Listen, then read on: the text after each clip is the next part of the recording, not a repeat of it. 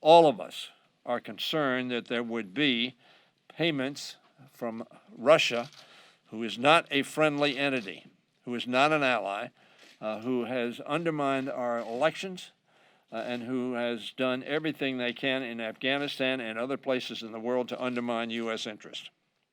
It is therefore very, very troubling when you have information that is given that indicates that there are payments being made to specifically target U.S. personnel, particularly armed services personnel. The president called this a hoax publicly. Nothing in the briefing that we have just received led me to believe it is a hoax. There may be different judgments as to the level of credibility, but there was no assertion that the information we had was a hoax. And we need to make sure that the members of Congress and the American public understand whether or not our relationship with the Soviet Union, with Russia, is compromised by the relationship between the president and Mr. Putin. That is a danger to our country, if that is the case. As we look at these allegations, number one, the President of the United States should not be inviting Russia into the G7 or G8.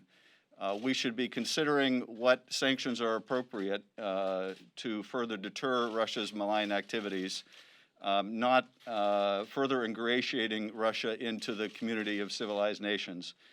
And I find it inexplicable in light of these very public allegations that the President hasn't come before the country and assured the American people that he will get to the bottom of whether Russians are putting a bounty on the heads of American troops, and that he will do everything in his power to make sure that we protect American troops. I do not understand for a moment why the President isn't saying this to the American people right now and is relying on, I don't know, I haven't heard, I haven't been briefed. That's just not excusable. His responsibility as Commander-in-Chief is to protect our troops. And I shared the concern at the White House today that I think many of us have, which is there may be a reluctance to brief the President on things he doesn't want to hear. And that may be more true with respect to Putin and Putin's Russia than with respect to any other subject matter.